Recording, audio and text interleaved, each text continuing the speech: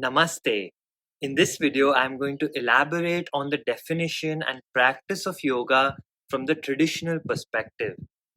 Yoga is derived from the Sanskrit root word yuj, which means to join or to unite.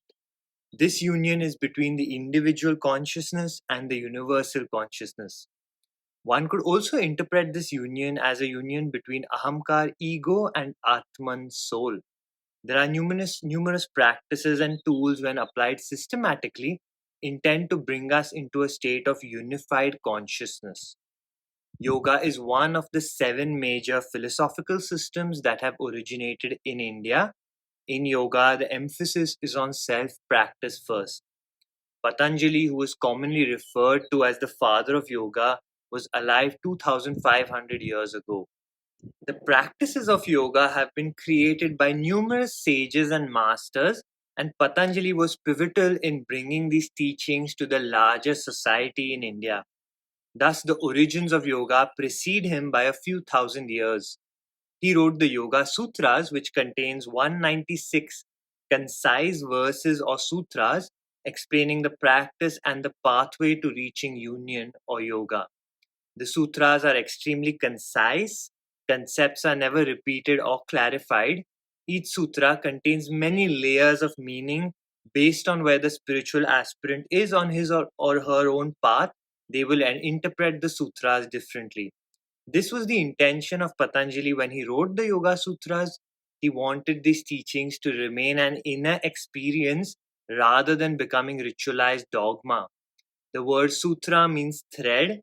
In this sense, Patanjali has provided us with the threads to weave our own cloth. Each teacher of yoga philosophy then borrows these threads from Patanjali to weave their own cloth based on the state of their spiritual practice and life experiences. Before the Yoga Sutras, no text that solely focused upon the practice and philosophy of yoga existed. This is primarily because yoga is considered to be Atmagyan, soul knowledge, knowledge that can only be passed on from one soul to another. The essence of yoga cannot be passed on through books or other forms of media. Thus, the true teachings of yoga were and always will be passed on as an oral tradition. Prior to Patanjali, yoga was mainly practiced by sages and masters who had renounced their material lives, that is, their family, career, friends, and so on.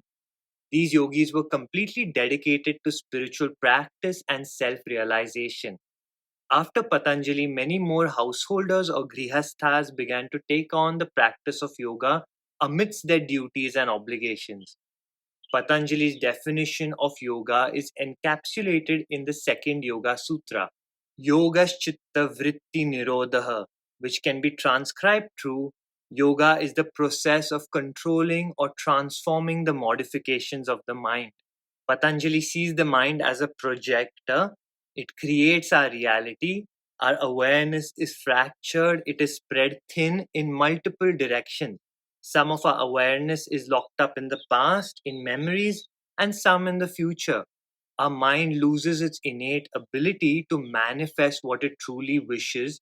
This is because the mind itself is unsure of what it really wishes for. When the mind removes these distractions and is able to focus itself, it gains tremendous power. In this sense, yoga is the process of collecting these lost fragments of our awareness or psyche. We begin to unify our minds, wherein we begin to control instead of being controlled by our mind. When the mind assumes this state of tranquility, awareness of the soul or Atman is apparent. To reach this state of tranquility, Patanjali prescribed an 8-limb path of Ashtanga Yoga. Ashtanga Yoga literally means 8-limbed, Ashta 8 and Anga limbs. Do not confuse Ashtanga in this context with the Ashtanga Vinyasa system created by Krishnamacharya. According to Patanjali's system, yoga is based on 8 limbs or practices. The first, the 5 yamas, are universal ethical principles of abstaining from harming others through wrongdoing, which includes non-violence, truthfulness, non-stealing, not wasting our creative energy, and abstaining from greed or hoarding. The second limb, the five niyamas, which are rules of personal conduct, principles for our own daily lives, including purity, cleanliness, contentment, discipline, study, and devotion. The third limb, asana, the practice of yoga postures to be able to sit, or the yoga poses that is most commonly practiced nowadays. We then have the fourth limb, pranayama, which is mastering the breath or the life force through breathing techniques. The fifth limb, pratyahara, is a withdrawal of the senses or a form of inner reflection. The sixth limb, dharana, a willful concentration of the mind on one object, focused attention.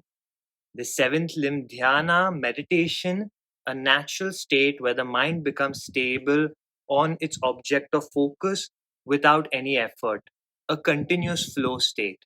And the eighth limb, samadhi or spiritual absorption, also seen as freedom, liberation, or enlightenment.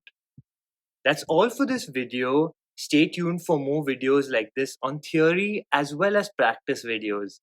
Namaste.